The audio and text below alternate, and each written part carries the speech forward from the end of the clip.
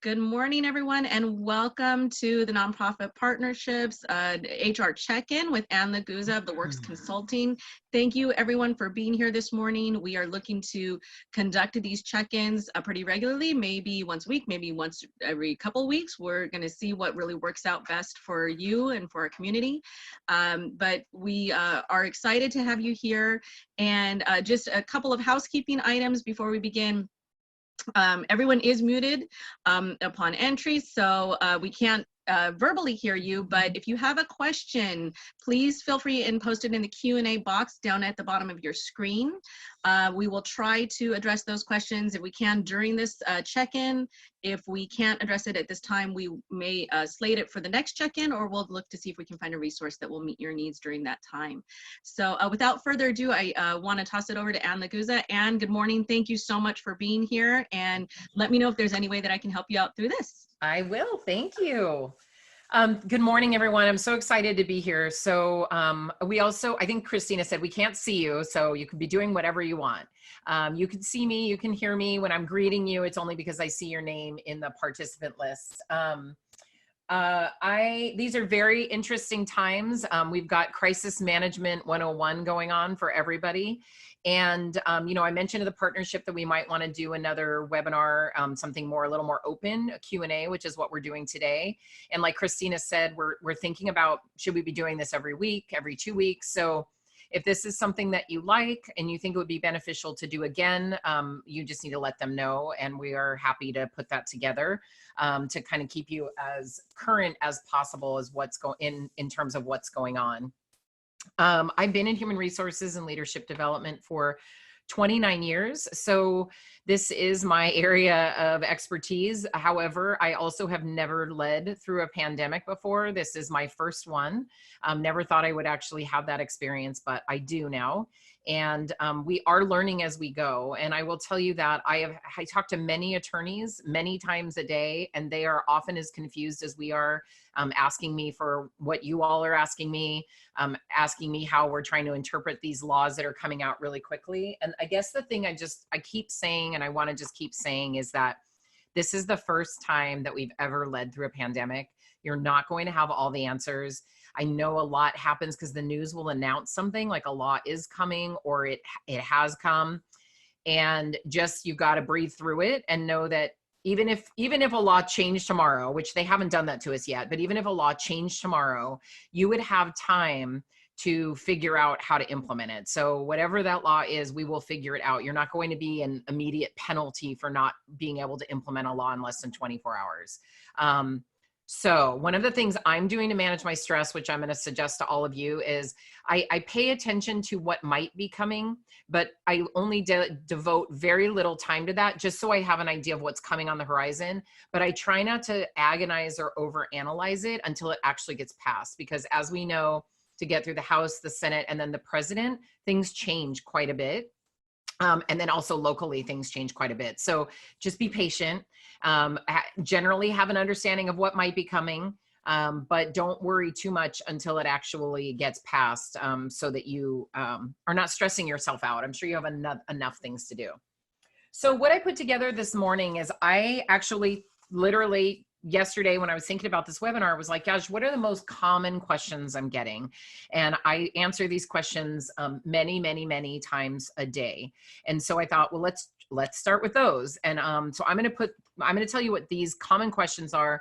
Then I'm going to go through your questions. So if anything I'm saying sparks something for you, type it in the question box and I will get to it. If I don't know the answer, I am honestly going to tell you I don't know the answer. If I can find out the answer for you, I will. If I think you need to seek legal counsel, I will also tell you that. Just on a side note, I'm not an attorney, but I do work with a lot of attorneys. I do a lot of expert witness work. And like I said, I've just been doing this for a long time. So I will say the number one issue that's been on everyone's mind is the emergency paid sick leave and the emergency FMLA leave. I want to start with the emergency paid sick leave because there is a lot of confusion about this and there is a lot of clarity. So There is a fantastic website. The Department of Labor has this incredible frequently asked questions.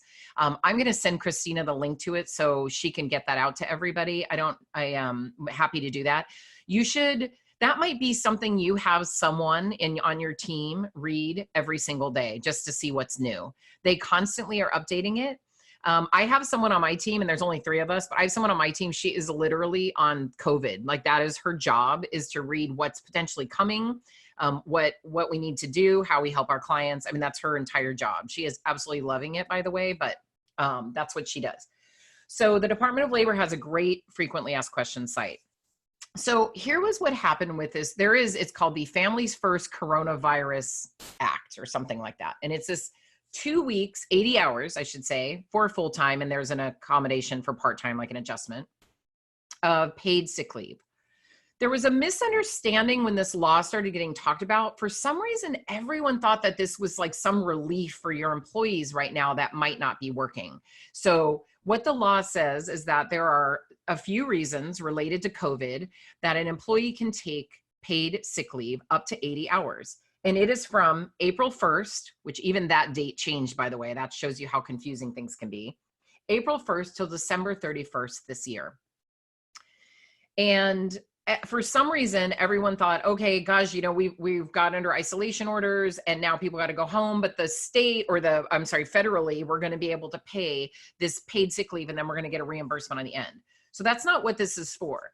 This is truly for people who are currently working and then become under isolation or quarantine order, okay? And so they need to work from home because of that reason. They cannot work from home. So if you can have them work remotely, they're not eligible for this. So if your employee is still working in the office, right, coming in day to day, and now they're under isolation order and they feel not comfortable coming to work because of that isolation order, they can request to use some of their sick leave, all of it or parts of it. The other reason is, of course, if they are diagnosed with COVID-19 themselves. The other reason is if they're an individual that they're caring for is diagnosed with COVID-19. And then the other one that people hear a lot about is, I need to stay home because my children are out of school and I'm the caregiver, and they can request sick leave for that. So when does this apply? Well, it applies if your employees are still working in the office. If you can have them work remotely or telecommute, as the law calls it, they don't need the sick leave. Now, that's not to say that, hey, my child's really sick today, I'm not going to be able to really focus at all and work today, so I'm going to take a sick day for that. And I gotta, because I have to stay home and take care of them, they can request a sick day for that.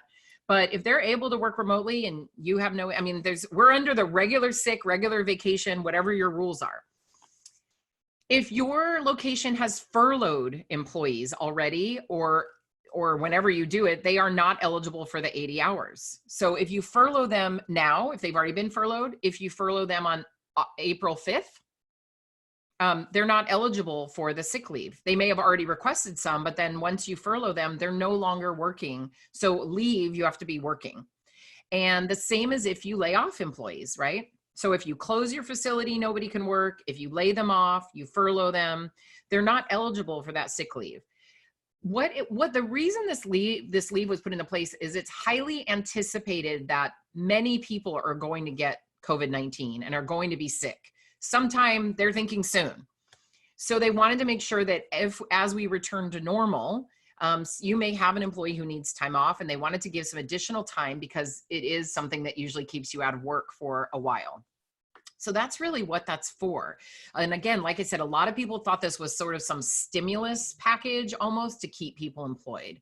And that is not what it was designed for. It's truly for those reasons and only those reasons. And they have to be currently showing up to work or not able to work somewhere else. So that's how that works. The family medical leave is for very similar reasons. However, there is paid portion of that. You have to pay 3/4 of their continuation of their salary for the full 12 weeks for certain reasons. The first 10 days is unpaid. However, they can pull from that emergency sick leave and say, you know what, I want to apply that 80 hours to those 10 days, and then you need to pay 3/4 of my salary. if I am diagnosed, if I'm taking care of an individual who's diagnosed, or if I have to stay home only because my children cannot go to school. So it's very important to keep this very clear that this is a leave and it isn't something you pay out. It's not something you require. An employee requests to use it. And you wouldn't, if they say, well, I want to use 2 weeks, you don't just pay them out 2 weeks. You pay them out just like you would any sick leave. If I say, well, I'm going to take Wednesday, Thursday, Friday off. Okay, we'll pay you Wednesday, Thursday, Friday. And then Monday I call in and, I think I'm going to take another day. So you just pay it out as they use it. You don't lump sum pay it out. Now there are some maximum amounts that you pay. You want to pay attention to that. I'm not going to go into all that detail today because I'm not actually a tax or payroll expert. It is written in the law. I would certainly it's very clear. So it's very clear in there. And there are some tax credits on the back end for you paying the sick leave.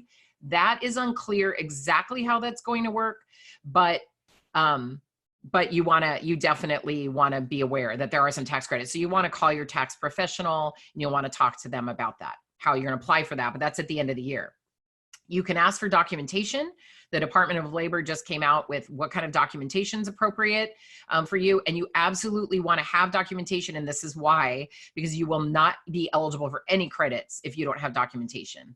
So they list exactly what kind of documentation would be appropriate.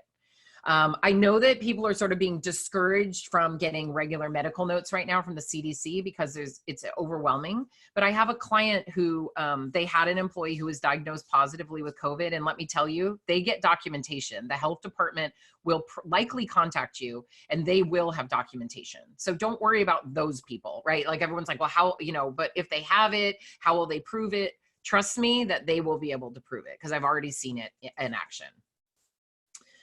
Okay, so those are actually kind of 2 questions I threw into one, and I know you guys have some questions about that, and we will address those as we go on. So we'll make sure you're feeling a little more comfortable about that. Okay, so reimbursement. This is something that seems to be coming up quite a bit. So in my webinar, I talk quite a bit about reimbursing your employees for their tools, including if they're using their desktop computer, their Wi-Fi, printer paper, printer ink, Post-it notes, pens, whatever it takes for them to do their job, you need to be paying for that. Now, you could certainly have had them take stuff from the office if that had worked, or you have to get that for them. The question that keeps coming up about reimbursement issues that's new is we're trying to keep our employees updated as far as like what's going on and what's happening. Do we have to reimburse them for, let's say we're going to send out text messages. Do we have to reimburse them for their cell phone now because we're pushing those out by text message? Or we're going to have them log into a portal, but the way you log into a portal is using Wi-Fi, right? And you have to have some device to be able to log in. So do we have to reimburse them for that? So I'm going to tell you about how this works with this type of reimbursement. Is if this is a voluntary communication and the employee will be no worse off by not getting it, then you can be very clear that it's voluntary. This is available to you. No requirement whatsoever. An employee will be no worse off by not getting this communication. Then you don't have to reimburse them. But if it's things like, hey, we think we're going to be able to open up next Monday, that would be kind of important for one of your employees to know. Or, hey, we are giving out a week of accrued vacation, just send your request in, things like that. So if it's mandatory that they check in, or if it's an implied mandatory, and what implied means is that I'm missing out on information and that's important to me. And so if I don't log in or get the text message, then I won't have the information and that could be harmful to me. So if it's more like, hey, we just want to let you know today, we checked in with 4 of our families and they're doing really well. Some really kind people brought, I don't know, supplies by today, whatever. Just a little like, hey, we just want to say, hey, we're good. Everything's good. We're still thinking about you. And that's voluntary for them to either log in or get the text message. I think you would be okay. All right. So if you're requiring it or there's some loss that the employee is going to get from not being a part of it, even if you say it's voluntary, then you're going to need to reimburse them reasonably for their cell phone. What's reasonable? I don't know. If you're sending out 1 text message a week, gosh, I don't know. I'd probably take the cell phone at a reasonable amount for cell phone reimbursement. divide it by the number of days in the month, average, whatever, 30 days, break that down by hours, then, figure out what a 15-minute reimbursement would be. I mean, it's very minimal, but as ridiculous as it may seem when you're doing it, it will be more ridiculous at the end of this, because every attorney I've talked to is anticipating tremendous lawsuits to come out of this. And I don't want to scare you in the middle of this, but I have actually heard employers say things like, oh, no laws apply right now.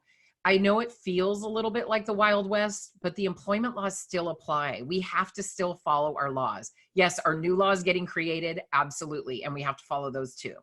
So there are still laws. There will still be attorneys on the other side of this. I guarantee you we're going to see a commercial. I guarantee it. It's going to be, hey, were you an employee working during COVID? Did your employer forget to reimburse you for use of your cell phone? I'm guarantee you. And that is when you're going to regret not paying whatever this minimal, ridiculous amount is that you have to pay. Okay. Okay.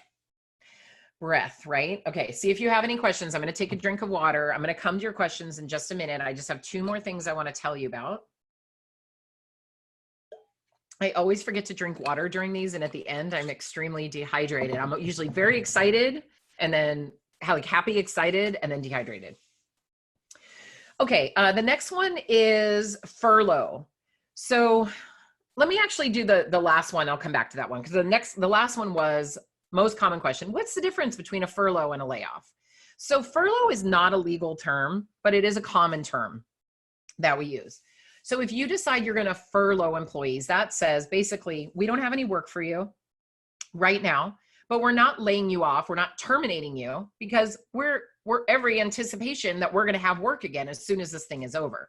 So we're going to furlough you, meaning you're not active as an employee. So you're not eligible for any leave, right? You're not eligible for any of those benefits, but you're not terminated. You're just moved to inactive status, and you can apply for unemployment. Okay. So if you do that, you need a letter. You want to create a letter for that. And it has to clearly state in there that they're eligible for unemployment. Don't ever tell them they'll get unemployment, just that they're eligible to apply is what I say. You're eligible to apply for unemployment, although most people are getting it. Let them know what you're doing with their health benefits, their health and welfare benefits. That's really important. What's going to happen? When are you terminating those? And then when are you moving them to COBRA due to reduction in work hours? And how often are you going to review the furlough order? Maybe you're going to review it in 14 days and see if it still stands. Great. Maybe you're going to review it in 30 days. Just put however many days you're going to review it.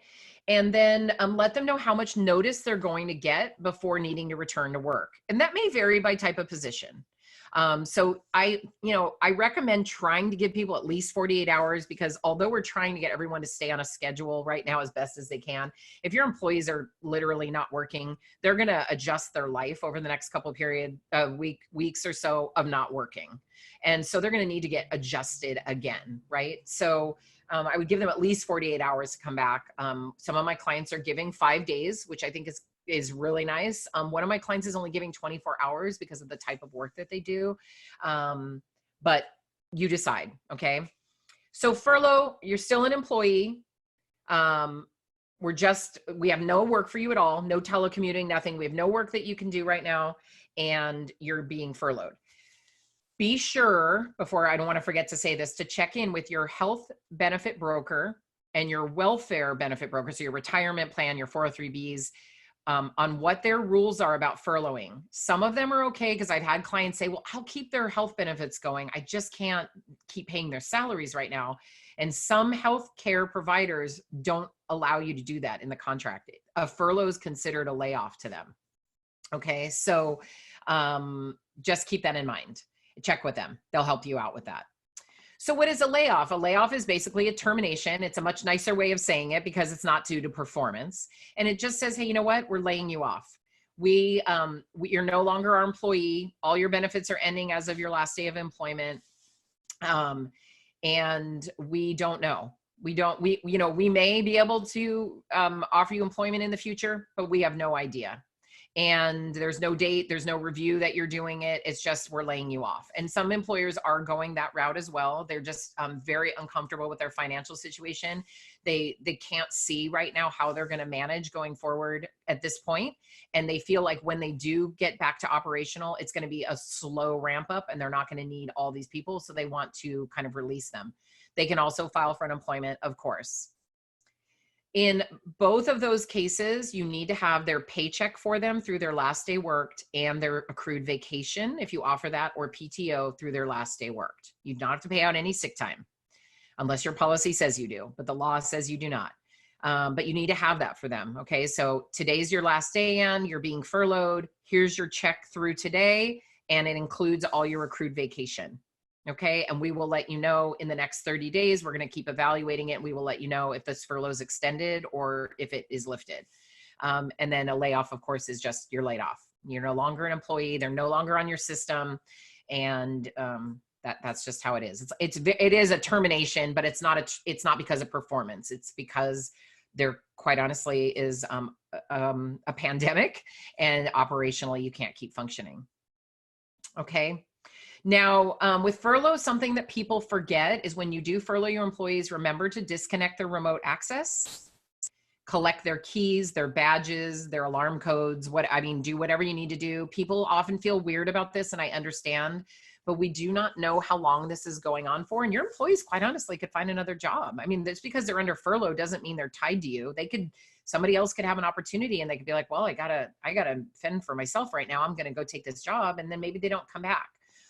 It's very hard to get those things back later. And as many of you know from working with me, there's no recourse. There's no like, oh, I'm going to hold money from them, or I'm going to, unless you want to take them to small claims court over keys or badges or something like that, which nobody would do, but there really is no recourse. So just get that information, get everything you need from them now. If they have equipment, cell phones, laptops, etc., have them turn all those in now. You can label them all with their names and everything on there, and they can just have them back when and if they come back.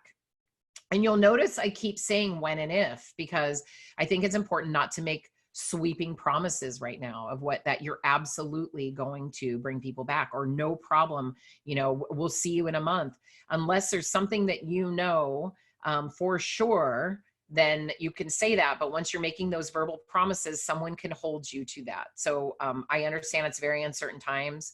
I'm demonstrating as much empathy as I can to everyone, saying, I get it. This is really uncertain. This is certainly our hope is that we are able to bring everyone back, but we just cannot see the future right now. We're right now, I think most of us here on this call are working under April 19th as our next date to wonder what's going to happen, right? And then I'm hearing that schools are going to stay closed probably through the rest of the school year. But that hasn't really been, I don't think, official yet, but it's out there. So we don't really know what that landscape looks like yet. And that's just why. It's not because we're trying to be evasive or difficult. We just don't know. So I really encourage you to be honest and don't make promises that you don't really know that you can keep. Okay, so those are the differences between furlough and layoff. I get those questions a lot. And like I said, you can absolutely do whichever one feels better for you. Some people like furloughing because it's sort of still an emotional attachment to the organization. I think they feel like it's a softer blow, if you will. And I understand that. And it doesn't mean you can't lay them off later if you need to. And I think right now, everybody, most of my clients are certainly hoping that they're going to be able to bring people back. Yesterday I did get a question, which was, so I furloughed all my employees, but there's a couple I don't want back. They're underperformers, which I never managed, and I'm just going to lay them off. And I'm going to tell you that if you are going to only pick a couple of people to not bring back, and they're in similar positions as other people, and they're not the newest ones in, and all those things that we always look at in these situations, you could potentially be opening yourself up to some litigation. So you will want to consult an attorney before you do that. I'm happy to talk through it with you, give you some guidance, but I can't tell you that it's safe or not safe, because that's absolutely a legal decision. But I would say that probably not a great idea. If you're bummed out that you didn't manage somebody up to this point, you have a great opportunity to start when they get back and manage them very closely, but you may not be able to use this as an excuse to get them out of your organization. Okay. All right, so I'm going to go to questions now. How did I do? Gosh, I kept you guys for, that's what I had planned. I planned about a 30-minute talk. And okay, so I'm going to start at the top and I'm going to work my way down, and I will let you know if there's anything I can't answer. So my first question is, how do we know if our nonprofit is eligible for FMLA? Well, so that law I forgot to mention is for employers that are 499 employees and less. If you are 50 employees and less, you will be able to file for an exemption. However, the details of that right now are very unclear. It literally says do your own analysis, document why you think you're eligible for an exemption, and they'll get to you later. So you're going to have to be really honest about, like, you're going to have some serious financial data to back up why you can't, if someone asks for it, by the way, and this is if someone asks for it, this is just not your fear that someone might take it. This is if someone legitimately asks for it, one person, you can't do it. Don't think about if the entire workforce goes out, because it's likely your entire, let's, knock on wood, whatever, your entire workforce is not going to go out at the same time. So if one person asks it, can you do it? 2 people, 3 people, like, what's your threshold? And I would keep going. And if you go, wow, if we had 10 people at the same time, we would not be able to function. We'd have to close our doors. Well, then, we can let up to 9 people go. And until we have 9 people out at the exact same time, then, or use maybe it's even over a period of time while we're all closed, we have to keep doing it. And until we get to that, then we will have an exemption. Okay. So now if you're 50 employees, 51 employees and more, you're not going to be able to file for an exemption. I don't think. You can certainly try, but I think it's going to be a challenge. I'd work with an attorney on that. So you're eligible.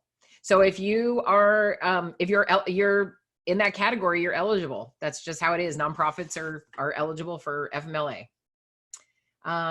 Okay, let me see. We would love to know more about the emergency small business loan program to keep staff on payroll. That is a question for an accountant. I am not an expert in loans or accounting. So I called my own accountant yesterday to get more information, because I'm also a small business. I generally know from, obviously talking to bankers that there is going to be a decent amount of paperwork. It's going to be some hoops you need to jump through. And I don't know who's eligible for that, but certainly I would call your accountant and they will be able to help you. And if they can't, find another accountant who can help you, because somebody will be able to help you.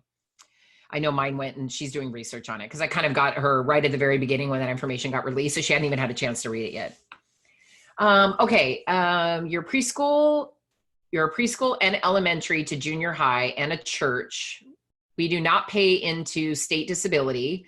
Would our employees still qualify for FMLA and emergency FMLA? So again, if you meet the threshold of the employees, this isn't paid through state disability. So regular FMLA is unpaid, okay? And that's for employers with 50 or more employees, and that has not changed. Emergency FMLA, only for those reasons related to COVID, you have to pay 3/4 of the employee's salary for a few of them, and that's from you. That's not through state disability, that's from you. So you will have to pay for that unless you're qualified for an exemption, as I've already mentioned. Okay, I was hoping that you'd be covering the government benefits that we could share with our employees, like a step-by-step go-to. For example, we provided our staff impacted by this with 80 hours emergency leave that doesn't impact their PTO until the end of the fiscal year. When that runs out, what would be the next step? So you don't want to give them 80 hours in their bank. Nobody should be doing that. This 80 hours is sort of, I'm going to say, off the books for lack of a better term. It's effective April 1st. And going back to what I said is, if someone legitimately cannot work, you can't have them telecommute based on either the local, it's local, federal, or state isolation or quarantine order. If they have COVID themselves, COVID-19, if they have to care for someone who has COVID-19, or if they have to stay home and care for their children because their children are not in school right now. And like I said, I'll make sure Christina gets the link. We'll get that to you guys so you can read these FAQs, because they're amazing. I'm telling you guys, we always think attorneys like know so much more, but when I started calling the attorneys and they didn't know more than I knew, and we were just reading the FAQs together, I was like, oh, okay, good. I get it. We're all in the same boat together. I mean, they are amazing. I love my attorneys, but they're working through this just like the rest of us. So, so you wouldn't put it in their bank. It's not PTO, it's sick leave. It's not payable at the end of the year. As of right now, there is no carryover. You know, they could always change that if we find that this illness is continuing and a lot of people are still getting sick. But for right now, it's just through the end of the year. And you can't force them to use it. Because here's the thing is like, let's say right now you said to me, hey, Anne, I want you to keep coming in the office. And I say, okay, great. I want to save my sick leave because I might get sick between now and the end of the year with COVID-19. And I want to have those days available to me.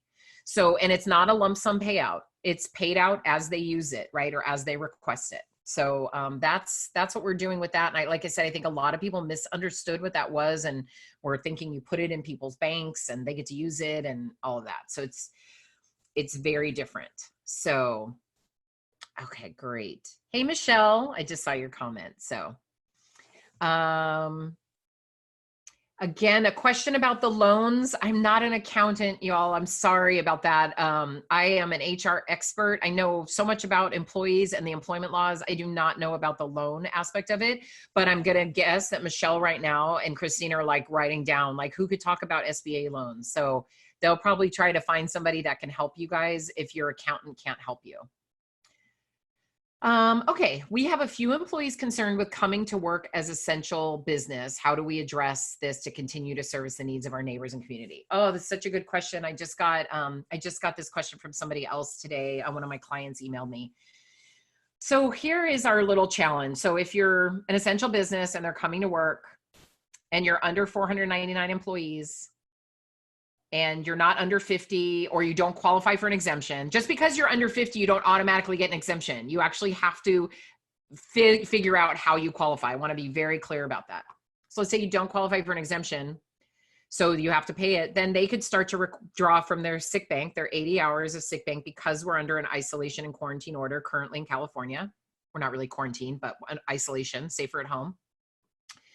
And yeah, they could draw from that bank. So if they don't feel comfortable coming in after April 1st, they could draw from that bank.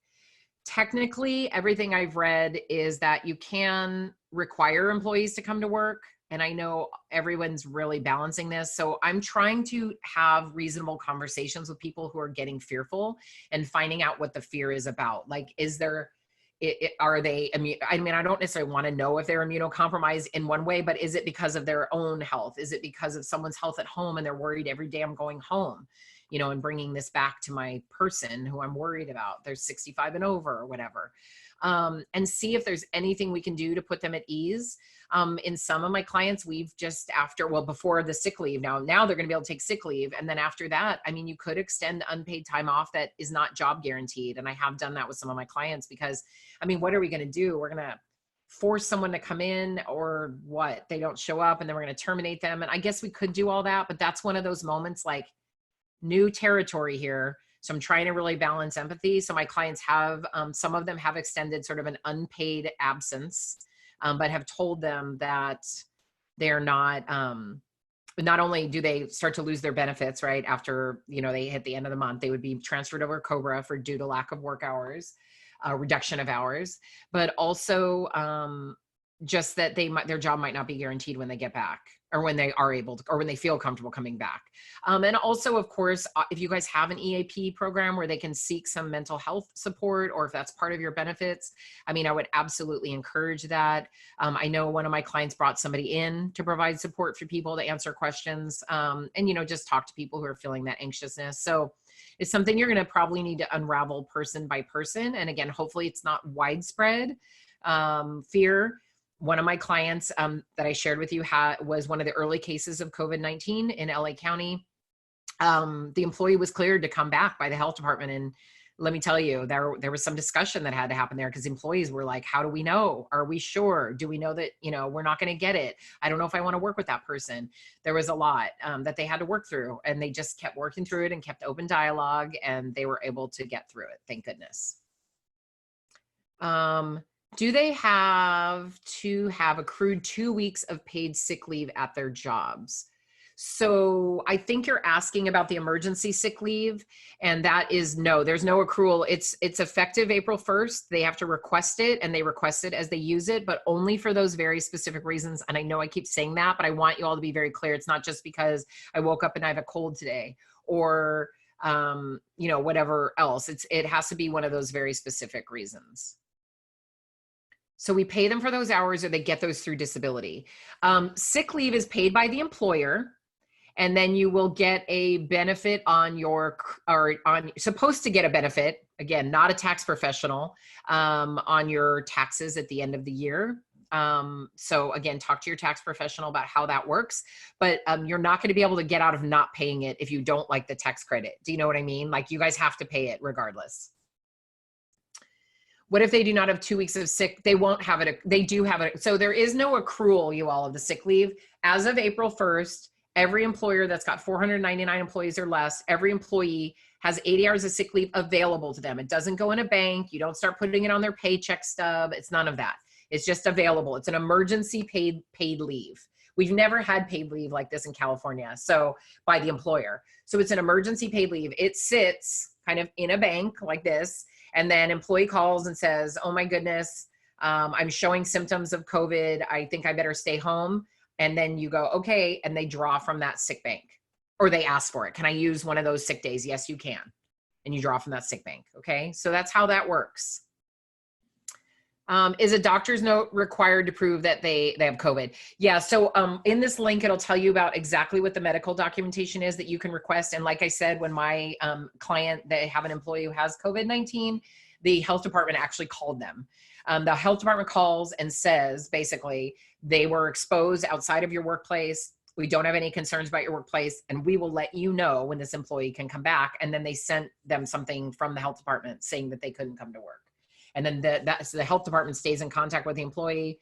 I don't know, obviously, all the medical stuff that happens. And then they notify the employer when the employee can come back. What if an employee has been taking vacations since the safe-at-home order to care for kids? Can they use the sick leave? So if you are still open and functioning, and you do not have telecommuting for that employee, so normally, if their children weren't at home, they'd be sitting at a desk in your office or sitting at home and working, but now they cannot work because their children are at home. As soon as April 1st comes into play, they can start to draw from that sick balance. Absolutely. It is not retroactive. So whatever they've done up to this point is up to them. This is going forward, okay? So it's not retroactive. They can't get money back from before. Will we be reimbursed from the federal government for paid sick leave? Again, it comes as a tax credit. I keep saying reimbursement. I'm sorry, you guys. I think I said reimbursement. It comes as a tax credit at the end of the year. Definitely check with your tax professional. Is there a resource for how to determine reasonable reimbursement for computer, Wi-Fi, et cetera? Yes, here's what you do. You figure out approximately what is Wi-Fi cost? What do you pay? What does, you could probably look it up on Verizon or one of the carriers you could call. You could ask people kind of to get an estimate. It wouldn't be that difficult to get an estimate. So I'll tell you what I do with a cell phone. I look at T-Mobile, I look at Verizon for the type of cell phone my employee would need. Not a fancy iPhone necessarily, because they don't necessarily need that. Maybe they only need phone capabilities. So I'm going to look at some major carriers, 2 or 3 carriers. I'm going to find a phone price that I think would meet my needs. Then I take that phone price, right? And I go, okay, well, it's about $30, and I'm going to ask them to use it for about half their work time. So that's about $15 a month. I'm going to reimburse them $15 a month. I write down how I came up with that analysis and keep that somewhere safe.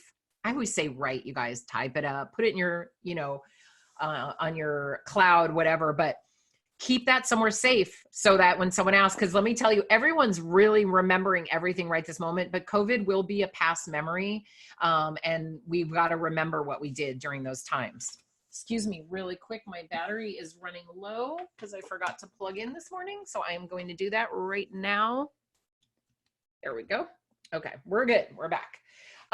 With computer, I talked to an attorney about that, and he said, I probably asked that employee, how much did they pay for their desktop approximately? Or you could get an approximate price. And he said, and I would amortize it over 5 years. I mean, he literally went into this detail. There is nothing written down about how to figure out what's reasonable, but doing nothing is obvious. So do something. Come up with something that just seems reasonable. Like I'm having them use their computer for 8 hours a day, 5 days a week, that's 40 hours. It's something they already own, etc. If I had to provide the computer, how much would that cost me? All of that. So that's how you do it. Honestly, I wish I really did have like a formula or a page you could go to, but every attorney is just saying, come up with something reasonable. And I think you guys can do it. I mean, it'll be a little wonky. I get it. And it's not going to be perfect, but you're going to be reimbursing something. And that's absolutely 1,000 times better than nothing, because nothing is easy to prove. It's much harder to prove that you were not reasonable. Sick time regular will continue. Yes, whatever your normal benefits are your normal benefits. So whatever your normal policies are also in play, the laws are still in play. Mandatory sick time still in California and LA and San Diego, Oakland, San Francisco, all those places. Everything, it's still business as usual as far as we're concerned, except that a lot of people are not working. Do we have to pay them for the time to read text? Oh, that's a great question. So your non-exempt employees, that's such a great question. So the question is, I think I got excited in the middle. Do we have to pay the employees for time to read text, access a portal, et cetera? Yes. So remember when I said at the beginning, reimbursement for cell phone. So if there's information you're releasing that is important for an employee to know, it's either mandatory or implied to be mandatory, and you are requiring them to read a text or log into a computer, you are going to have to pay them for that as a non-exempt employee. Now, you can come up with an estimate of time and say, you know what, to read a text, we don't think that's going to be longer than 10 minutes. So we're going to pay an employee for 10 minutes every single week, plus the reimbursement. But make sure you put that in writing to the employee and make sure that they have someone to notify if in fact it's taking them longer than that, and that they need to notify that person immediately, because you do not want to have a wage and hour issue after this is all over. So remember that with your non-exempt employees, when you start having them work, you have to pay them for that. Now, people have said to me, but if they're on unemployment, how are they getting a check too? You can pay somebody. So if you furloughed somebody today, but you can have that, you have maybe, let's say you have something come up and you need them for next week on Wednesday and Thursday. You can call the employee and say, hey, I need you to come back on Wednesday and Thursday. We're going to work on this project. You can bring them back. You can pay them. They have to report that to unemployment though. And if they don't, unemployment is going to find them later. So I just say to the employee, hey, we're going to bring you back. Make sure you report to unemployment that we're paying you for these 16 hours or whatever it is that you're paying them for. And then unemployment will continue. Ideally, you want to document that you pulled them off of furlough, had them work, and then put them back on furlough. That would be the right way to do it. The reason I say it that way is I know one of my clients is kind of having to pull people on and off, and she's not right now able to keep up with the documentation of it. That makes me a little nervous. So if at all possible, keep up with that documentation that you're pulling them off. You notify them you're coming off furlough for these days, going back on furlough as soon as you're done. Okay. You can also bring them off layoff if you want. You just have to rehire them in accordance with your company's policies and procedures. Are we tracking the sick time separately? Oh, great question. So yes, once they start to draw from that sick bank, I would have a separate line on your wage statement that I would call emergency paid sick leave, or EPSL, if you want to call it that, whatever you want to call it, and just show that you're paying it out. You don't have to, again, you do not have to dump in the 80 hours on that yet. Again, this is today, guys, so something new may happen, but just show that they're using it. So it would be, they request, so you'd pay 8 hours out of the emergency paid sick leave. You want that for your own documentation purposes also. So when you do go to try to get your tax credit, that you not only show why they were eligible, but you show that you paid it. Can I provide a sample furlough letter? Unfortunately, I cannot. My clients are paying me to draft those for them. They're all individualized. And I wouldn't feel good about giving away something that someone has paid me for. It's just sort of my ethical feeling about it. But I told you what should go in it. I'm happy to tell you again. So you start off by telling them why they're being furloughed or laid off. And that should relate back to our governor's orders, that we are to be, staying at home basically, and make sure you mention that it's related to COVID-19. You tell them what date they're being furloughed, and you explain what's happening to their benefits, health and welfare. You tell them that how often you're going to review the furlough designation. Like I said, I'm usually using anywhere between 14 days and 30 days. That just seems to be a pretty comfortable for everybody. But if you want to review it more or less, and that just means we're going to continue reviewing it, and we will let you know if anything's changed. What's the time frame that you're going to need to call them back for? Like what are you going to give them 24 hours notice, 48 hours notice, 5 days? How much time are you going to give them? So how much notice are you giving them? And remember, we may not get that much notice. So I think we got 6 hours in California right before we were safer at home. So, because it was at midnight, I think. So it's about 6 or 7 hours, something like that. So you may get that same kind of notice that you can open tomorrow. So just be ready for that. That might be fine with you still to give 48 hours notice, because no one's going to be ready to rush back to the office right away. But keep that in mind, and you can have a different time frame for different positions. And then you want, so wait, I did benefits. Oh, make sure you still put in there that you're an at-will employer if you are, and that you may change the furlough designation at any time. Because I have a client going through this right now. They furloughed employees, and now they're thinking they may go to a straight layoff because they're really just financially, it's a very tough time for them as a nonprofit.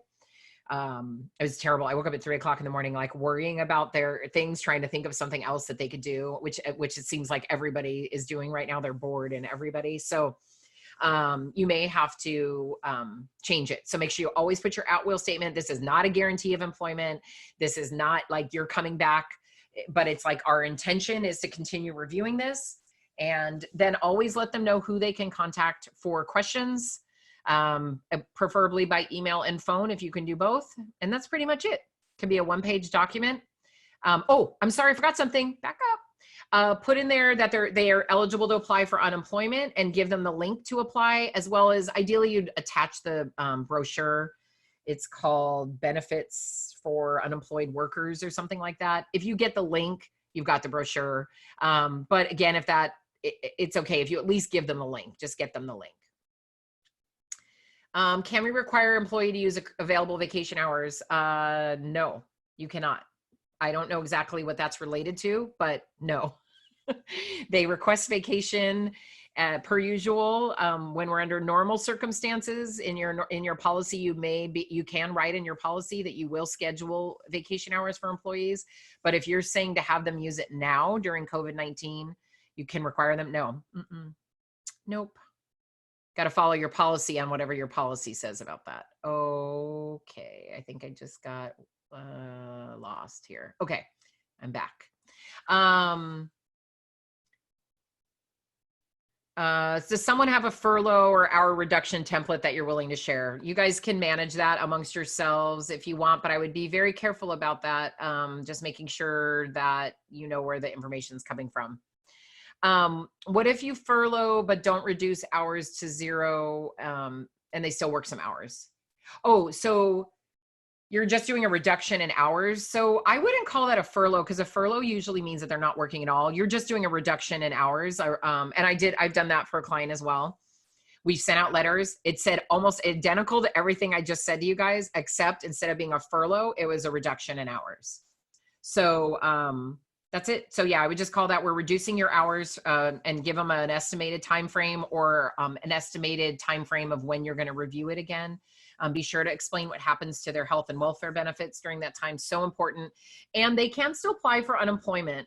You may want to do the work share program through the EDD, which is a program the EDD put in place to try to get employers to stop laying people off. This was years ago, not currently, but and it basically, you fill out the paperwork. And you basically say, these are my employees, their hours are reduced. There are some requirements, like you have to be willing to keep their health benefits going, all of that. And you'd have to make sure to talk to your carrier about that. Health and welfare have to keep going. So you might want to do that, but if it's, but it might not be the right match for you. So I always tell the employee, hey, you're always eligible to apply. You know, right now I know a lot of unemployment's going out. I'm not here to say whether people are getting it or not getting it, because that's for the state to decide. But they're definitely eligible to apply, and it seems like a lot of people are getting it. If we're asking employees to work at home, do we need to reimburse for 40 hours a week, Wi-Fi or phone? If that's how much they're going to be using it, if you're having them work 40 hours a week and you anticipate, what would be normal, like normal circumstance, like what you do at work, then that's what it is. If they are only working 20 hours, then that's all you need to reimburse them for. And again, you guys just come up with something reasonable. Reasonable is much harder to fight than nothing. You know what, to be honest, I don't know. I got to be careful about this. I don't know how much time I have to do this, but if you want to put together anything that you think is reasonable in reimbursement and how you came up with that and email it to me, I'll look at that. I'll definitely try to look at it the best I can. I'll have my team help me. If we get 100 requests, I don't know if we can do 100, but we're certainly here to try to help you guys. I mean, I don't mind. So what I would need from you is don't just ask me what's reasonable. I want you to do the work. So think about it in terms of someone later on makes a wage and hour claim and you have to prove the calculations that you went through to come up with something that's reasonable. Okay. So do that for me. Email me that and I'm happy to look at that. And so I would see all the data that you've done. Okay. We called, or whatever. We looked online at T-Mobile and Verizon and whoever else. And we figured out we could get a phone for about this price, or we figured out if we gave an employee a laptop, it would cost us $1,000 to buy it. And then we figured out, amortize that or whatever. So go through that process and send me that. I'm happy to look at that. And my website's really easy. It's theworksconsulting.com. I think I have a contact on there so you can contact me and then we can exchange emails. But I'm also, like I said, I'm on Instagram, LinkedIn, and I'm sure Christina will get you my email. It's a long one. That's why I'm not giving it to you. It's my first initial, my whole last name at theworksconsulting.com. So it's A Laguzza at theworksconsulting.com. Okay. If an employee gets furloughed, they get their accrued vacation paid out. Yes. So this is a little cloudy part of the law about the final check with a furlough, but it is strongly recommended that you pay them out their final wages through their last day worked and their vacation pay with a furlough. You don't know when they're coming back. They're entitled to all of that. And one of the exceptions my clients are making, which I love, is, hey, you know what? If we bring them back in a month and we paid out 2 weeks of vacation, and in November, they want to go on a 2-week vacation, but they don't have 2 weeks accrued yet, but because we paid them out, I'm going to probably let them have that time off unpaid. I'm not really, again, that's up to you guys. You don't have to do that, but I'm trying to balance, again, the empathy with this crazy situation we're in. So I'm like, you know what, if that person says, hey, I saved my money because I really wanted to go to, wherever in December or November, can I still take the time? I'm probably going to let them take the time, but that is your call. You don't have to. Once it's paid out, it's paid out. Can you pick and choose who to furlough? You can, but I would like you to do it by position first, if possible. And then second would be looking at objective criteria. Skills would be another one. Let's say you need somebody who's bilingual. You could look at performance. If you're having some performance issues, documented is ideal. If it's a performance that they don't know about, then that's not a great way to do it. But if it's documented performance, so you're going to choose to have someone else come back, or who you're going to furlough. I think I said that wrong. Let me repeat that. I'm so sorry. I was thinking about bringing them back, so I apologize. Can you pick and choose who to furlough? Yes, you can, but try to use objective criteria that makes sense. So the answer is still the same, but I was positioning it a little different. So again, preferably skill set. If you can go by position, that's great. But if you have several people in the same position, go by skill set and just be able to identify objectively why you would be furloughing some and not furloughing others. Last one in, first one out is always an easy way to do it and very objective. So you just want to stay from the subjective decisions. Okay, how are we doing? Hey, we're good. Okay. Okay, so I have church and a preschool, and you're still open. Thank you very much for still being open. Anybody who's going to work right now, I appreciate that you guys are doing that. I know that must be really challenging. We don't pay into unemployment, and half of my staff wanted to be off knowing it's not paid. I have some staff still working, but our kids are getting really low as we're only caring for parents. Is there anything I can direct my staff to financial resources? So here's what I talked to an attorney this morning. Is you still have to pay the sick leave if you're not qualified for an exemption and you're under that 499 employees, you're still going to have to pay that paid sick leave. And what he told me is that you guys pay unemployment dollar for dollar, and that's a risk. Now, you're a church, so you may have some sort of religious exemption that I don't know, being a religious institution that I don't know. So I would say that might be a great question to run by an attorney. You know, you guys, I know attorneys are expensive, but to get this stuff right, it's worth it. I mean, that should be a 15-minute question, maybe 30 minutes. I don't want to shortchange an attorney, but it should be fast. But when I asked him specifically about nonprofits that do not pay into unemployment, because I keep getting that question, he said, you don't pay into unemployment, but you do typically pay unemployment dollar for dollar. And in this case, this is going to be painful for people if you have a lot of people requesting it at the same time. But if you don't have people working, then they're not eligible. Oh, I see what you're saying, but they may be eligible for the regular unemployment. Yeah, I would definitely run that by an attorney. But my understanding is you're still paying it. You're just now going to be paying a lot of people at one point. But you may have an exception for being a religious institution, if you are. Okay, what about employees who don't want to come into work due to them being in the at-risk category for getting COVID-19? Do they qualify emergency paid sick leave? I'm going to just reference that really quickly, how that is worded. If they're advised by a healthcare professional to self-quarantine due to COVID concerns, so that might be that person. Yeah, that really is it, actually. Now, the governor did give guidelines, right, that 65 and over are supposed to stay home. He didn't tell them they had to stay home, by the way. He said, this is a guideline. That's what I love about what we're going through. So, but I did see on the unemployment page, which is another great, the unemployment department somehow, they are all up to date, by the way, on this. So if you're not checking there, check there every day. They're amazing. Like, I don't know how they got so progressive, because they always feel so not progressive. But I saw on there that they may be providing unemployment for those 65 and older that cannot come to work. So I'm telling them, if they feel they want to follow the governor's guidance, I understand that. They can use accrued vacation. They could use their accrued sick, not the emergency sick, but their accrued sick. And then now I'm saying, hey, you know what? And go ahead, apply for unemployment. Maybe you'll get it. With the emergency paid sick leave, if they were to get documentation of that,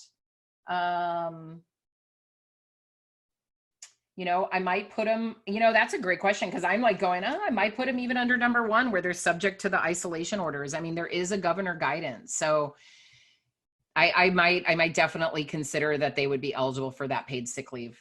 So I try to get them to get some sort of documentation first. And like I said, we're going to get you that link that tells you what the documentation is. It helps so much. They updated that. It was so great. I'm so glad they did that. Okay, I'm drinking water for just a second. Okay.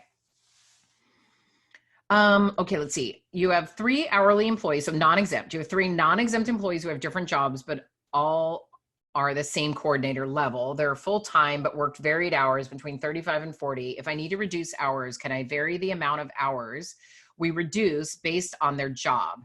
How long can I go and still have them classified as full-time? So your handbook will define what full-time is. Health benefits have to be paid at 30 hours or more. Welfare benefits, I don't know. That depends on your plan. Okay. So you'll need to check all of those levels. You can keep them at a reduced schedule as long as you need to keep them at a reduced schedule. It may impact their benefits. You'll definitely want to talk to your brokers about that to get that correct, because it may not terminate their benefits right away if they're still working, because there's that what we call a look back period.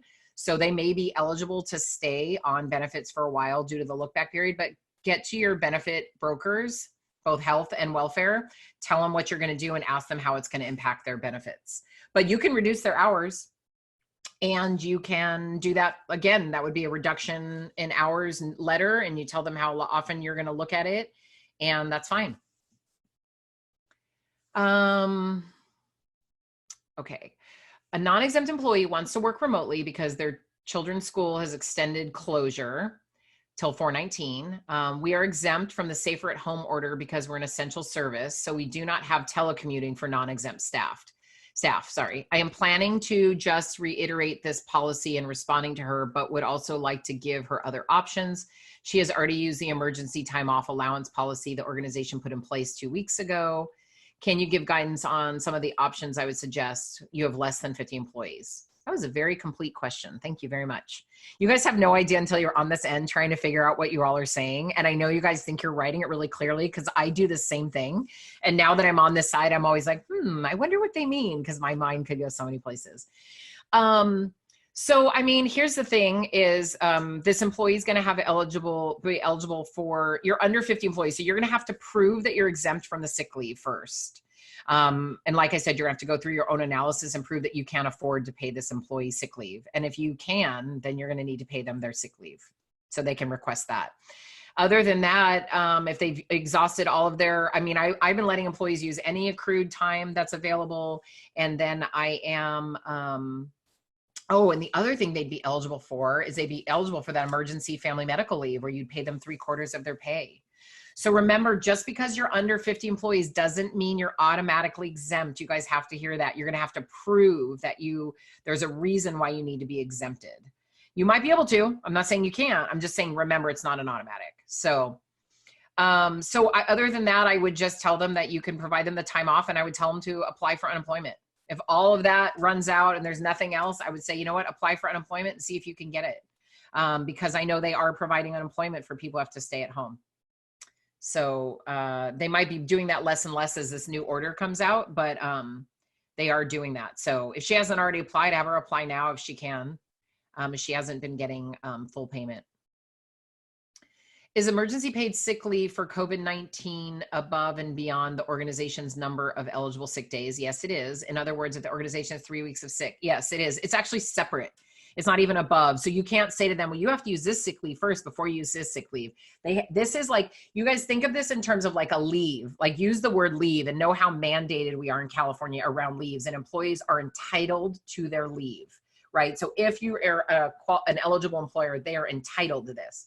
So if they ask you for some of this 80 hours, you have to give it to them. If they ask for that 3/4 FMLA, paid FMLA, you've got to give it to them. Is there any way to stop an unemployment application?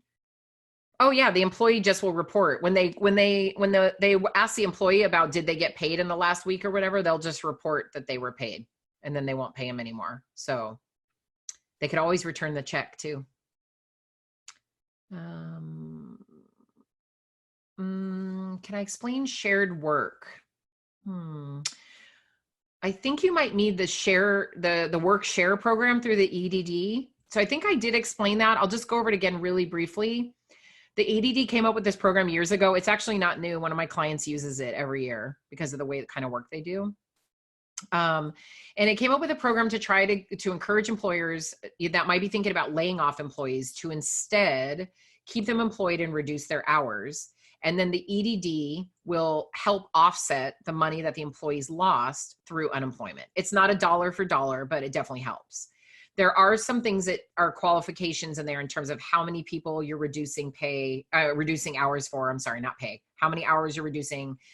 There's a few qualifications that you have to meet.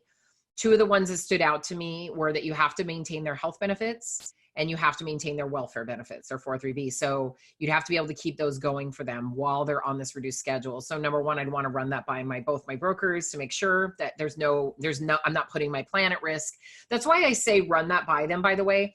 It's because if you violate your contract with either your welfare benefits or your health benefits, you could be in a lot of trouble down the road and they could nullify your entire plan. So can you imagine in the middle of this, you make some big error on health benefits and you have to go and tell employees that they didn't have any benefits? Because that can happen. So that's why you need to check with them and make sure they're helping you interpret your contract clearly. And then you go ahead and there's documents that you fill out. You tell them the names of the employee and the social and how much you're reducing their hours by and all of that. You submit that to EDD and then EDD takes it from there. You have to continue to submit those documents. I don't remember if it's every week or every 2 weeks, but it's actually very self-explanatory on the website. Just put in EDD work share program. It's really self-explanatory. If you scroll through really quick, you're going to be like, oh my gosh, I don't understand, but read it item by item, especially if you're eligible to do it, make sure you agree with all of those. And then it's really easy. Can an organization put a pause on 403B matches if employees are working remotely? That would be a question for your plan. Look in your plan document and ask your broker. I'm going to say, I'm guessing probably not, but I don't know. They might. By the way, the health benefit companies are scrambling right now, I know, because they're getting so many questions about furloughs and stuff like that, and they were not prepared for this by any means. So I have a feeling we're going to get some directive about health benefits soon enough. The 80 hours of emergency paid sick leave is for part-time employees. Also, it actually tells you how to calculate that in the FAQs that you will get from us. So yep, it's every single employee that's on your payroll. Okay, so you have a small staff, about 14 people, and really don't want to furlough everyone. Many are able to work from home, but because of our business, there are a few that won't be able to work from home because of the work that they do, which makes sense. Like sometimes people have like a receptionist or somebody that you're like, what will they do from home? Knowing that we want to keep our staff intact, what would you suggest? I would say keep anybody that you possibly can keep working. I think that this whole situation is very difficult. It's not just an organization that's struggling, right, and having to make some of these tough decisions. It's the world is struggling, and there's so much uncertainty and fear and frustration and anger, and there's just so many feelings going on that I am so thankful anybody that can keep their teams working. And I also understand if you can't, by the way. But if you can, I think it's great for them. So if there are a few people that are minimally, that you have to affect, I would just tell them that unfortunately there's not an opportunity for them to work from home. I might even ask them if they think of anything that they think they could do that would help the organization. I don't know if there's a project they can work on at least maybe a couple days a week. I don't know. I would look at that. But I enlist employees sometimes to help in this. I mean, I'm doing it with my own team, you guys. I have a small team, and we have conversations every day about, what are the best things we could be doing right now to help our clients and to keep them, fully working. So we're all doing it. We're all having those conversations. So definitely, I say keep as many as you can working. And if you have to have some furloughed, you'll, try to do that for a temporary time. Okay, let's see. 80 hours for full time. Oh, okay. And this would apply to those who might have, et cetera. Okay, got it. I'm still confused the difference between the emergency paid sick leave and family paid leave. Emergency paid sick leave is 80 hours of paid sick time for those certain reasons. Family Medical Leave Act and the Emergency Family Medical Leave Act provides 3/4 pay for some of the reasons. And there's a 10-day waiting period before they get any pay from the employer. So they can use that 80 hours of sick in that 10-day waiting period if they want or not. They could go 10 days unpaid or use their other sick leave. I don't know why they would do that, but they might. And then that gives them up to 12 weeks off of job protected and benefit protected leave for those specific reasons related to COVID or caring or staying at home for children who are not in school because of COVID. So the emergency paid sick leave is really 2 weeks of paid time. If you're full-time, 80 hours, we'll stick with 80 hours for full-time, and it does get reduced for part-time. And the Emergency Family Medical Leave Act, you want to make sure you call it the right thing because we have so many leaves by different names here in California, is 12 weeks of job protected and benefit protected leave for certain reasons. And there are some of them that are paid at 3/4, or actually the ones that are covered are paid at 3/4 of their salary. And that is paid by you, the employer. You can still have them pay their portion of the health benefits, by the way. And I want to mention this as some of you are saying, well, gosh, we feel so bad. We're going to collect that when they come back. Not unless you worked out something in writing that they signed before they left that said that you're going to deduct that amount when they return. And just know you can never pay them less than minimum wage. So when they return, you're going to be deducting what they normally owe plus whatever they banked up. And you can never pay them less than minimum wage. So it may take you a long time to get that money back, and that might be okay with you. I just want you to know it's a concern.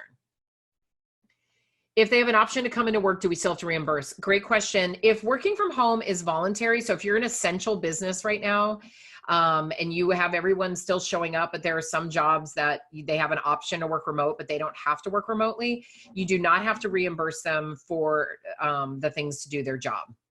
Okay, so it's because you're not requiring it. But if you are requiring them to work from home, or they cannot come to work because you're not an essential business because of the governor's orders, then you do. Can the organization pause vacations accruals during this time, but employees are working remotely? I would say no, because I'm guessing that your policy does not say that. If they're working, they're working. And I don't think your policy addressed whether they're working remotely or not. We are rotating 3 staff due to social distancing during the pay period. How would I document that in a furlough letter?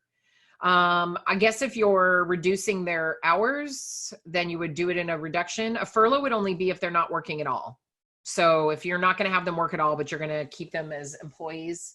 So I would just literally, you guys just document, what that you're doing a reduction in hours, I'm guessing, since they're rotating, that they'd be eligible to apply for unemployment potentially for the separation.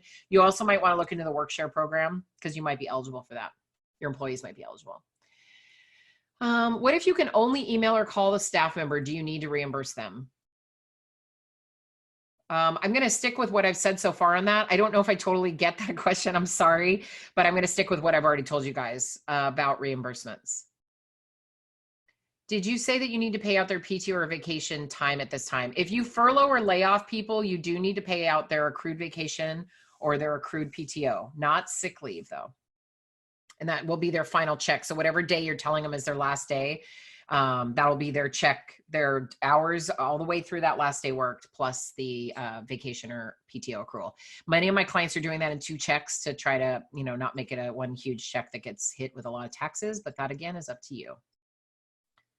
Can you require employees to use accrued vacation before filing for unemployment? No, you cannot.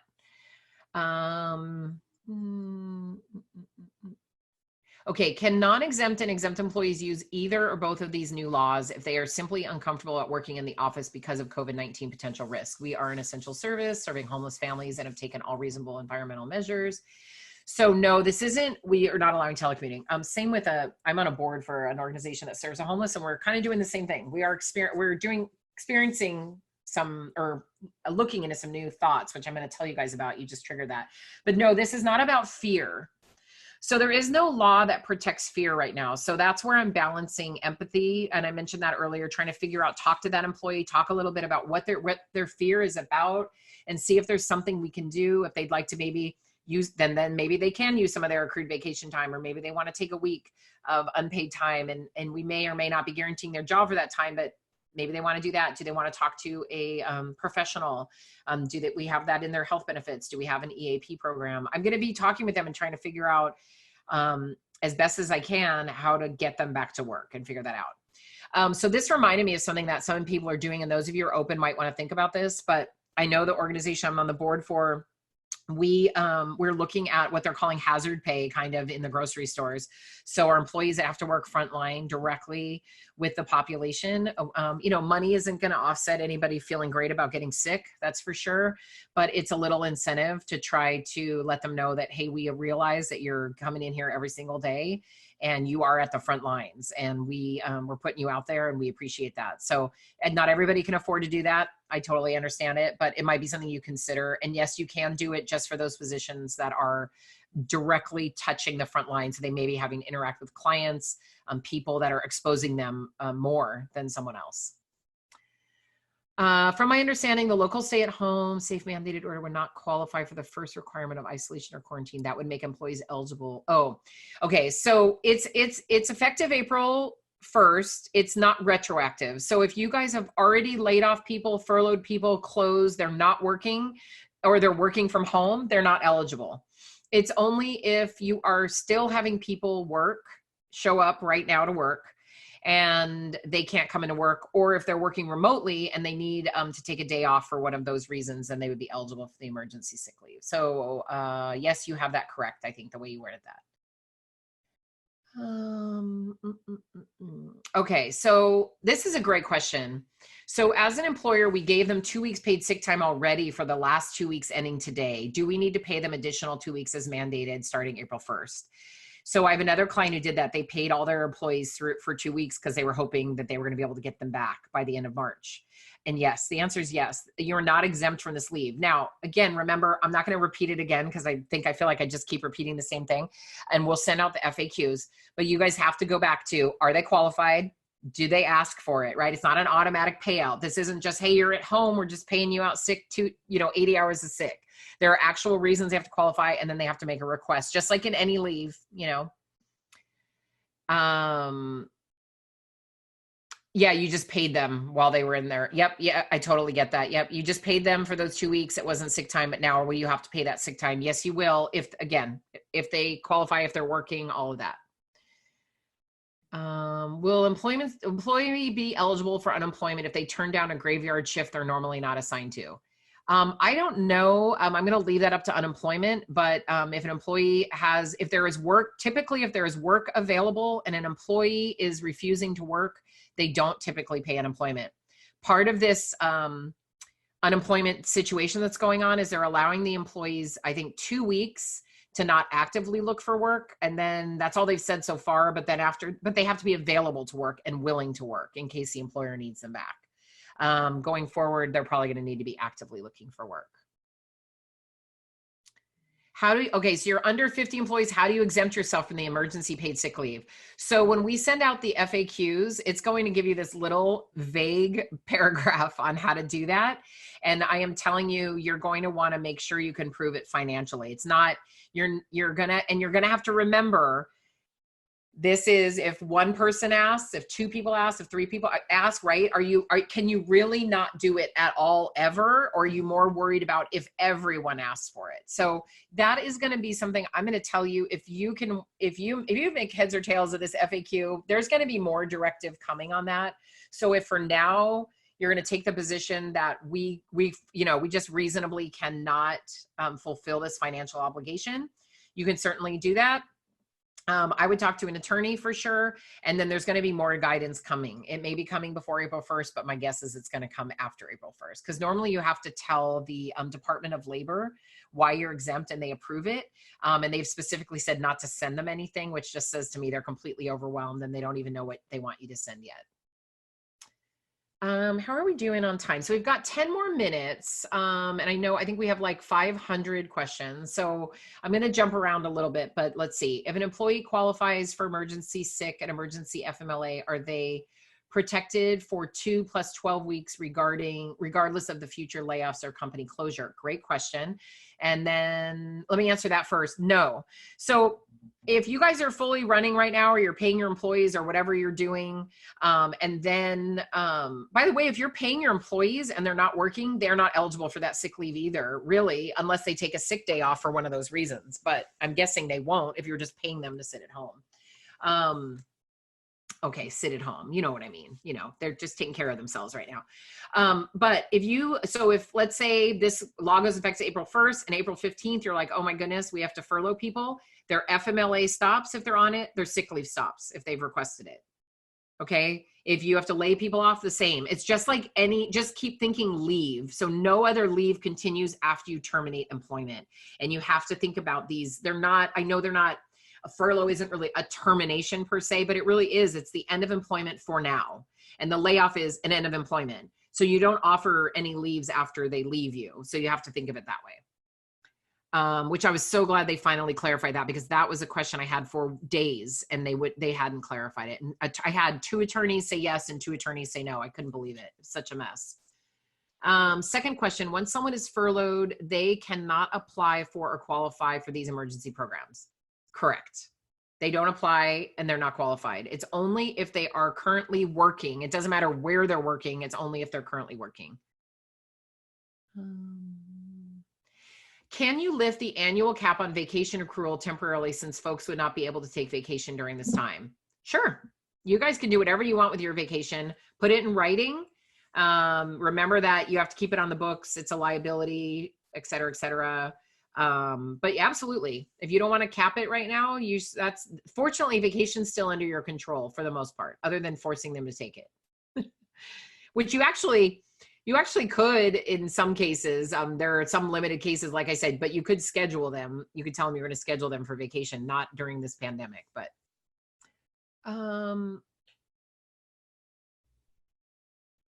sorry, I'm just reading this one really quickly.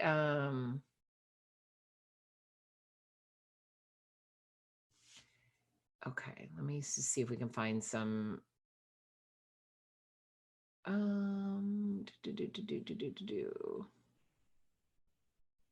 Essential business. Okay. Okay. Oh wait, we're not that bad. Whew, I think I'm gonna make it. I thought we had way more. Okay. Okay, essential business versus essential tasks. Certain employees are essential tasks, for example, like field-based work, but our office receptionists or school educators may not be essential tasks. Is the office receptionist actually an essential task? I think that's up to you. She's voluntarily working from home, but if she is essential, then I may require her to come to the office. Otherwise, I may reduce her furlough. Yeah. I mean, that's up to you. I think you have to figure out what's essential. And again, I'm a huge fan of trying to keep people working if we can, even if you think of in terms of special projects. Maybe you can't have them work this week. They file for an employment, but maybe next week something comes up. You know, I just got off the phone with someone I'm coaching, and they're implementing a whole temperature scan process, and she's going to need some team members on her team to come back in and help her, you know, get the policy sorted out and all that. So she's going to bring them back for that. That's perfectly okay. I mean, I feel like people need to keep as much normalcy as they can right now, and anything you guys can do to help that is amazing. You know, just do the best you can. Do employees with significantly reduced hours who are working from home qualify for the emergency sick leave? Yes, like I said, you'll have to qualify for that exemption, and that will be coming out in the FAQs. You guys are going to need help on that exemption thing. I know it, and I don't know that any attorney knows how to guide you on that today. So, but you can try. I mean, as soon as I find out, we're happy to share that with you. I guarantee you there's going to be guidance. I just don't know what it is right now. It's very vague. And when you see that, it is. Did I just say if the organization began telecommuting in March, then their employees don't qualify for emergency medical leave? If I said that, that was an accident, and it's because I've been talking for an hour and a half now. No, the law goes into effect April 1st. Okay, so anything that happens after April 1st, if it's a qualifying reason, they would be eligible. But if they're telecommuting, I mean, they're able to work. So those leaves are for people who cannot work for those reasons. So if you've set up a situation that allows them to work, they're not going to be eligible because they're working. Unless they legitimately need to take a day off, like just like anyone who calls in sick, but like I'm experiencing symptoms of COVID, or I've just been diagnosed or something like that, then now I'm going to take some time off. They're not going to work during that time. Okay. Last but least, it's our company policy. Employee can only carry over their vacation balance no more than 2 weeks over to next year. Can we still enforce this policy? Oh, well, that's a great question, because in California, I'm assuming you're in California because this is the partnership. You can never lose, they can never lose their vacation ever in California. You either have to pay it out, or they have to be able to carry it over up to a reasonable cap. And a reasonable cap is no less than 1.5 times what they've earned in the current year. Okay, so if I earn a week, then I'm going to earn 1.5 weeks, then you can cap me out. Like you can allow me to accrue into the next year, carry over a week, and then I accrue up to 1.5 times, then you can cap me out. You have to have a policy on that. For sure, that's written, but they can never lose their vacation. So when you say only carry over 2 weeks, if they have more than 2 weeks, you're going to either need to pay it out, or you have to rework your policy, because right now it's not legally compliant within California law. And that's a very old law. That's like a 1978, I think, or 1980 something. Okay, Christina, I know, oh my goodness. Guys, that was perfect. It's 12:26 and we are done. You're amazing. Talk about like right in the time frame. That was fantastic. And thank you so much. You continue to just be a font of information and of support. So thank you so much for working with the nonprofit partnership on this. I wanted to say thank you to the Josephine S. Gumbiner Foundation for making these webinars possible. They are making them providing the ability for us to make these free to the community for right now, and we really do appreciate their support in this. For anybody who is a registered attendee, if you're listening to this, if you did register, we will be sending out a direct email to each of you with the link for the video, with the resources that Anne will be sending to us for links for that. If you didn't register and you jumped on with somebody else's, that's perfectly fine. You will be able to find those resources and links up on TNP's website. That's tnpsocal.org. You can also check out those links and resources on our Facebook, on our LinkedIn, and our YouTube channel. I know that you can also find Anne over at theworksconsulting.com. Is that correct? Yeah. And do take her up on that offer. I think that's a fantastic offer. If you're able to work out, do the work first, like she asked, please. I'm going to emphasize on the reimbursement. Yes. On the reimbursement, do those calculations, but it is fantastic to get a second set of eyes, and especially one that is so experienced in this. So it's a fantastic offer. Thank you so much, Anne, for that. Oh, sure. And we will be looking to continue this maybe next week, maybe in 2 weeks. We're going to take a look at our scheduling. You will be hearing about those. So we'll be advertising out the next HR check-in, because we know that more questions will come up for you. And we also are holding next week, you'll be getting an email probably later today for our next webinar, free webinar, which will focus on communications. So communications with your community, with your donors, and really how you can pivot some of your storylines so that it explains a little bit about what's happening, but coming across with compassion, but also how you're still functioning or looking to re-engage your services. So we are going to be joined with for that by Richard Tollefson of Phoenix Philanthropy, who regularly handles our Giving USA programs, for those of you that have seen him before. So once again, just want to say thank you so much. TNP remains committed to providing the services you need during this time to get you through this pandemic and then beyond. So we are still looking to help increase your capacity so that you can meet your missions. And we're just so grateful that you joined us for today and continue to reach out to us. Any additional questions that we have, I know it's kind of interesting, possibly some of you are either submitting additional questions or just saying thank you, and lots of thank yous in the Q&A box. Oh, so that's again, awesome. and we truly appreciate each and every one of you for continuing to do what you do. We will all get through this. So once again, thank you, Anne. Thank you to the Josephine S. Gumbiner Foundation. Thank you. Well, everybody, stay safe. We look forward to seeing you soon again, virtually and in real life when that's possible. So have a wonderful weekend, everybody. Take care.